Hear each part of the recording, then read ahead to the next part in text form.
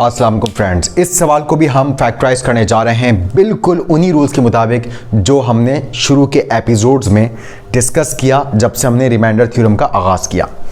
तो यहाँ पर हमेशा की तरह जो कांस्टेंट है उसके फैक्टर्स लिखते हैं, फैक्टर्स ऑफ 20R।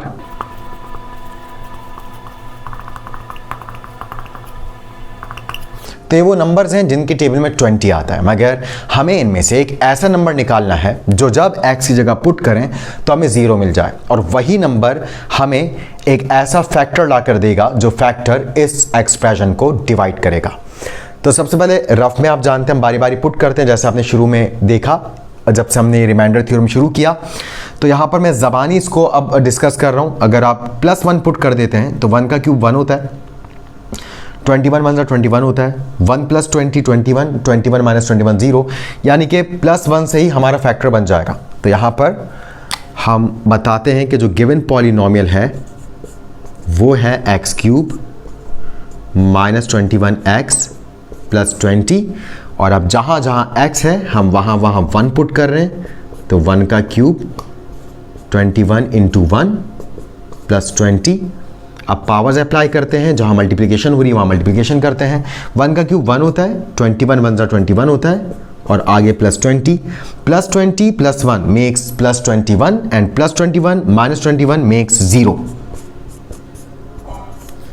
तो फाइनली 1 पुट करने से 0 आया, यानी कि 1 वो नंबर है जिसकी मदद से हम फैक्टर बनाएंगे, because the correct value of x is 1। 1 को जब आप x के पास लेकर आएंगे it will become x - 1, so x - 1 is the factor. अब डिवाइड करने के लिए हम डिवीजन बॉक्स बनाते हैं।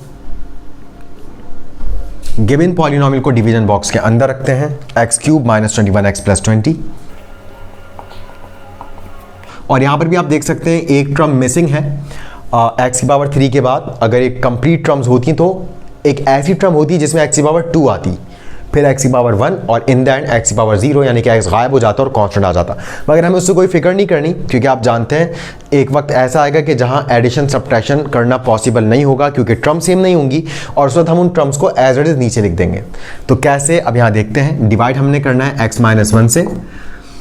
अब मैंने आपको पिछले एपिसोड में कहा था कि यहाँ मैं आपको एक आसान तरीका बताऊंगा। तो एक बात ध्यान में रखिएगा कि जब कभी भी आप इस तरह से रिमाइंडर थ्योरम में, यानी कि ख़ास तौर पर मैं बात कर रहा हूँ आपकी बुक में मौजूद सवालात की, कि जो सवालात आपकी बुक में मौजूद हैं उनमें जो क्वोशंट्स हैं उनमें फर्स्ट टर्म में हमेशा x² आएगा, सेकेंड टर्म में हमेशा x⁴ आएगी, और लास्ट टर्म में कोई ना कोई कॉन्स्टेंट नंबर आएगा। तो ये एक आप समझ लें कि एक लगा बंदा पैटर्न है। अदरवाइज अगर आप ठीक से डिवाइड करना चाहते हैं, ईमानदारी से डिवाइड करना चाहते हैं, तो उसके लिए वही तरीका है जो हमने अब से पहले डिस्कस किए। तो यहाँ पर हिंट है कि हमेशा फर्स्ट टर्म में x² होगा कोशेंट में, और आप यही सोचते हैं कि x को किससे मल्टीप्लाई करवाएं कि x³ आए। तो आप देख सकते हैं x को x² से मल्टीप्लाई करवाएं तो x³ आता है। तो यहाँ पर x² को सिर्फ आप x से ही नहीं बल्कि -1 से भी मल्टीप्लाई करवाएंगे। तो x × x² बन गया x³ minus plus minus 1 × x² बन गया x², और अब आप हमेशा की तरह यहाँ साइन चेंज करेंगे, x³ माइनस में x प्लस में, प्लस x³ से माइनस x³ कैंसिल, और इधर x² है और ऊपर x है, यानी कि यहाँ प्लस और माइनस नहीं हो सकता। x² की टर्म सिर्फ x² की टर्म के साथ ही ऐड सेपरेट हो सकती थी, और x वाली टर्म के साथ ऐड सेपरेट हो सकती थी। अब फिर अगेन वही सवाल कि अब पहले क्या लिखें, 21x पहले लिखें, x² बाद में लिखें, या x² पहले लिखें और 21x बाद में लिखें। तो इसके लिए हमने पिछले एपिसोड में बात डिस्कस की थी कि जो टर्म बड़ी पावर का वेरिएबल रखती है उस टर्म को पहले लिखते हैं, यानी कि हमें x² पहले लिखना होगा according to its new sign, यानी कि प्लस x² आ गया और फिर आ गया -21x। और अब दोबारा से हम सोचेंगे कि यहाँ मौजूद फर्स्ट टर्म x² को कैसे लाया जाए, यानी कि यहाँ मौजूद फर्स्ट टर्म को किससे मल्टीप्लाई करवाया जाए कि x² आए। तो x को x से मल्टीप्लाई करवाने से x² आएगा, और क्योंकि यहाँ मौजूद फर्स्ट टर्म प्लस में है इसलिए यहाँ पर मौजूद भी नेक्स्ट टर्म प्लस में ही होगी। तो अब इस x को आप बारी बारी दोनों से मल्टीप्लाई करवा लें, x × x बनेगा x², negative positive makes negative, 1 × x बनेगा x, और फिर हम साइन चेंज करेंगे, x² जो प्लस में है माइनस में हो गया और जो माइनस में वो प्लस में हो गया, और यहाँ पर पॉजिटिव एक्स स्क्वायर से नेगेटिव एक्स स्क्वायर कैंसिल, इधर दोनों टर्म सेम हैं। और आप जानते हैं टर्म में वेरिएबल अमानत होती है, जब आप ऐड सब्ट्रैक्ट करते हैं तो हमारा रिजल्ट में एक्स ही आएगा। अब ये सोचना है कि एक्स के साथ नंबर क्या आएगा, तो ऊपर मौजूद एक्स के साथ है -21, नीचे एक्स के साथ है +1, तो -21 + 1 बनता है -20, तो यहाँ आ गया -20 और आगे नेक्स्ट टर्म +20 आपने एज इट लिख दी। अब मैंने आपको जो पैटर्न बताया था वो यही था कि पहले एक्स स्क्वायर आता है क्वोशंट में, फिर एक्स आता है और फिर कोई कांस्टेंट आता है। अब वो कांस्टेंट क्या है? वो यही कांस्टेंट है जो आपको यहाँ कोएफिशिएंट के तौर पर दिख रहा है। यानी कि आप ये देखेंगे एक्स के साथ क्या लिखा हुआ है -20, यही -20 आप एज इट इज ऊपर लिख दें, क्योंकि x जब -20 से मल्टीप्लाई होगा तो -20 ही आएगा। मगर अब आप इस -20 को सिर्फ x से नहीं -1 से भी मल्टीप्लाई करवाएंगे, तो x इंटू -20 बना -20x, negative negative makes positive, और 1 इंटू 20 बना 20।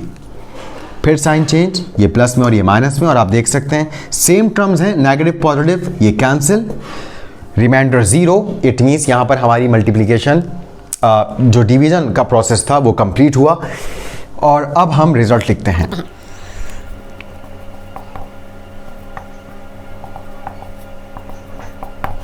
आप जानते हैं अब जब ये फैक्टराइज हो चुका है तो ये बराबर है डिवाइजर इनटू कोशेंट के, तो डिवाइजर हमने लिख दिया x - 1 और कोशेंट हमने लिख दिया x स्क्वायर प्लस x -20।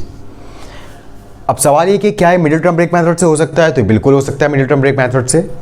120 होता है, हमें तो ऐसे नंबर चाहिए जो मल्टीप्लाई हो तो 20 आए, and according to the sign of the last term minus हो तो मिडिल टर्म आए, मिडिल टर्म में 1 है यानी कि 1 आए।